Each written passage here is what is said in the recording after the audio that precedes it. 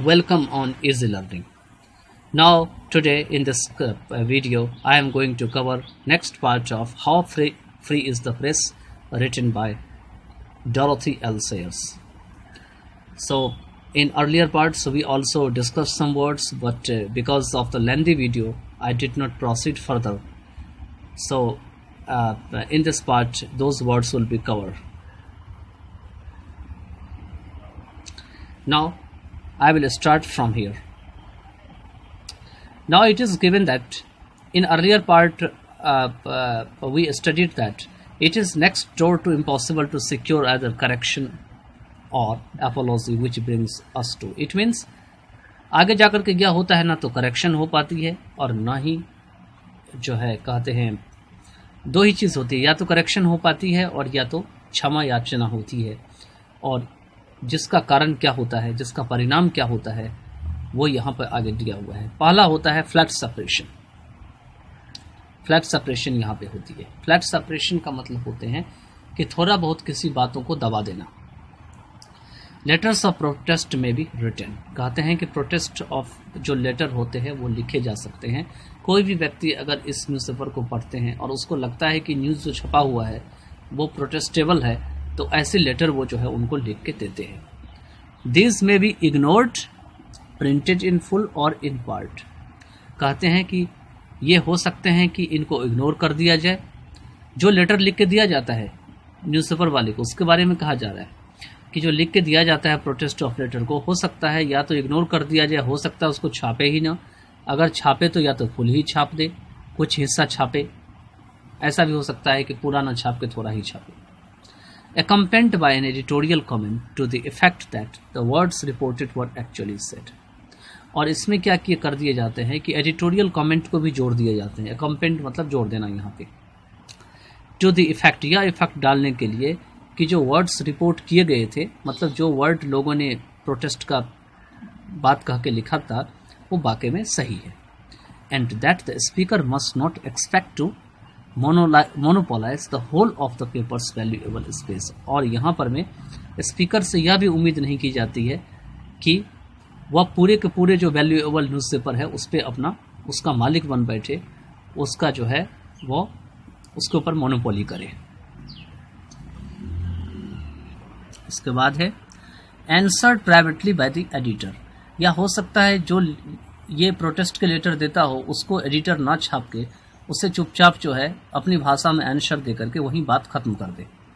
A manoeuvre that does nothing to correct the false impression. मतलब अगर editor ऐसा करता है तो ये एक ऐसा मैनूवर या तरीका होता है जो कि फॉल्स इंप्रेशन को जो है सही नहीं करती है, उससे कुछ नहीं करती है, जो कि पब्लिक माइंड में जाके बैठ जाती है. मतलब हम तो लेटर लिख के दे रहे हैं प्रोटेस्ट का, लेकिन हमें एडिटर क्या करते हैं उसका जवाब चुपचाप दे देते हैं. लेकिन वो हमें तो पता लग जाता है कि एडिटर ने क्यों छापा है, लेकिन पब्लिक के माइंड में जो बात बैठ जाती है उसको सही करना जो है यहाँ पे कुछ नहीं बनता है. Only occasionally and usually from A provincial paper. कहते हैं कभी कभार और आम तौर पर में जो प्रोविंशियल पेपर होते हैं, does one receive full apology and correction. वहाँ पर में कोई भी व्यक्ति जो है वो वाकई में पूरी क्षमा याचना मांगते हैं और सुधार भी मांगते हैं, करेक्शन भी मांगते हैं. लेट मी कोट ऑनरिस कॉसा a note written to me from an editor of the older school. कहते हैं एक कोट जो है हमें बता लेने दो. ऑनरिस कॉसा का जो है ये कोट है, किसी का ऑनर की बात कही गई है यहाँ पर में. एक ऐसा नोट है जो कि मुझे लिखा गया एक एडिटर के द्वारा जो ओल्डर स्कूल के थे. उसमें क्या लिखा हुआ था वो आगे दिया हुआ है. Thank you for your letter which we thought it our duty to print. कहते हैं कि आपको जो है आपके लेटर के लिए धन्यवाद, जो कि हम सबको लगा कि यह प्रिंट करना जो हमारी ड्यूटी है.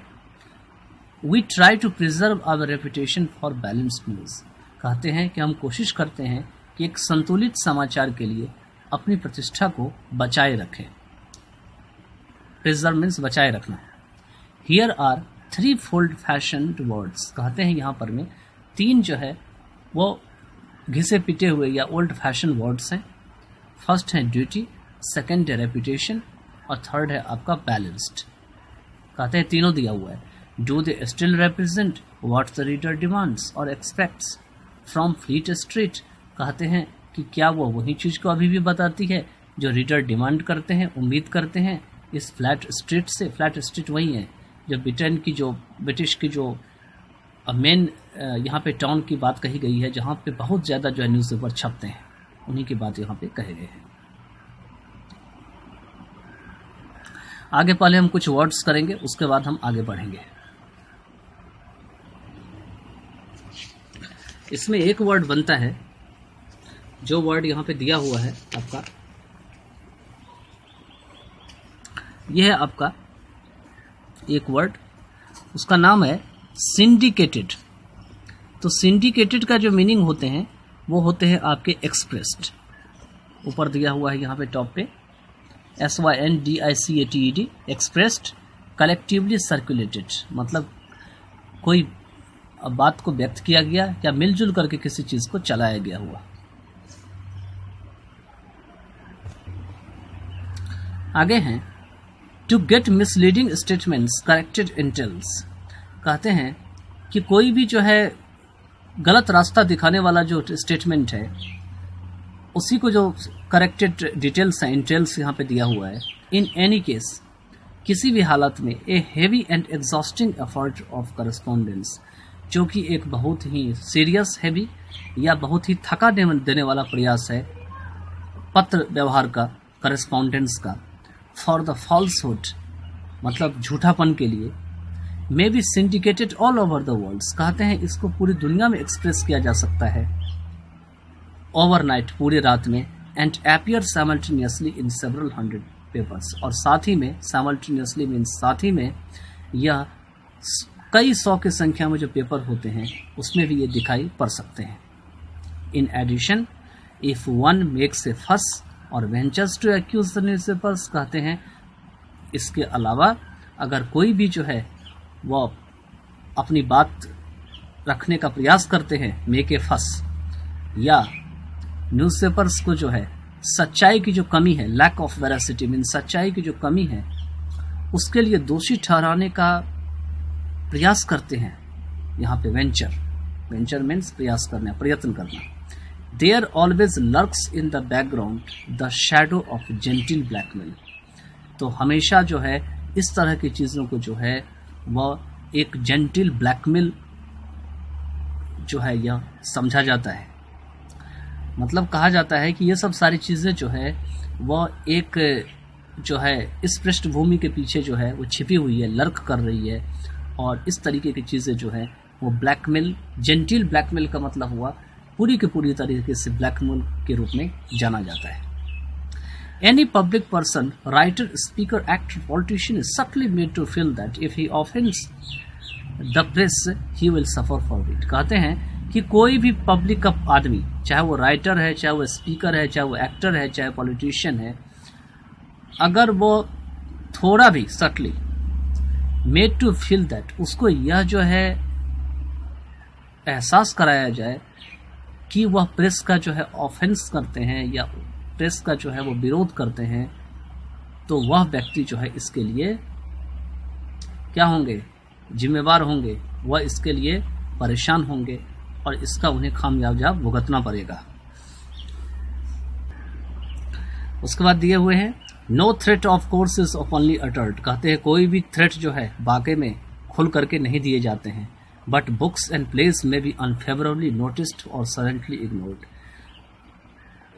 केवल बुक और प्लेस को छोड़ करके, यहाँ पे बट पे होगा, बट मतलब को छोड़ करके, बुक्स और प्लेस को छोड़ करके, जो कि जो है अनफेवरेबली नोटिस किए जाते हैं। अनफेवरेबली का मतलब उनका फेवर न्यूज़पेपर वाले नहीं करते हैं, केवल देख लेते हैं और चुपचाप उसको इग्नोर कर देते हैं। एल्यूजन्स स्नीयरिंग, और इसमें एल्यूजन जो है वो बिल्कुल दिखाई पड़ती है, स्नीयर किया जाता है एल्यूजन को, उसके ऊपर काफ़ी ज़्यादा जो है वो उसका मजाक बनाया जाता है। एल्यूजन का मतलब क्या होता है कि कोई चीज़ अगर हम पढ़ते हैं और पढ़ने के बाद उसका रेफरेंस अगर कहीं किसी आदमी से या किसी चीज़ से मिलता है तो उसको एल्यूजन कहा जाता है। दो नॉट एक्चुअली लाइबेलस, कहते हैं भले ही ये झूठा ना हो, may crop up in the gossip columns. तो ऐसी बातों को जो बुक में लिखी जाती है या जो कोई व्यक्ति बुक में लिखता है और पेपर वाले की आवाज़ उठाता है, प्रेस के बारे में झूठा बोलता है, उसके बारे में क्या करते हैं ये न्यूज़पेपर वाले जो है ये गॉसिप कॉलम में छाप देते हैं। क्रॉप अप मतलब छाप देना। 1,000 hints will be quietly conveyed that the press can make or break reputation। और हजारों की संख्या में ऐसे इशारे चुपचाप इस बात को बताएंगे, कन्वे करेंगे कि प्रेस जो है वो किसी की प्रतिष्ठा को बिगाड़ भी सकती है और बना भी सकती है। मतलब अगर कोई भी राइटर प्रेस के फेवर में लिखता है तभी तो प्रेस उसको अपने फेवर में अच्छे कॉलम में छापेगी। अगर नहीं लिखता है तो उसे गॉसिप कॉलम में डाल करके उसका मजाक बना दिया जाता है। इसीलिए यहाँ पे एल्यूजन्स स्नेयरिंग दिया हुआ है। Books which venture to criticise the press are therefore rare. कहते हैं कि ऐसे किताब जो कि प्रेस की क्रिटिसाइज करने की हिम्मत रखते हैं इस कारण से दुर्लभ होते हैं। Nor it is easy to find a paper honest enough to print an article on the subject। और ना ही कोई भी पेपर ऐसे आसान से मिलते हैं जो कि अपनी आर्टिकल में प्रेस की जो कमियां हैं उसके ऊपर जो है वो साफ साफ तरीके से लिखे। Now we will do the rest part in next video. अगले वीडियो हम करेंगे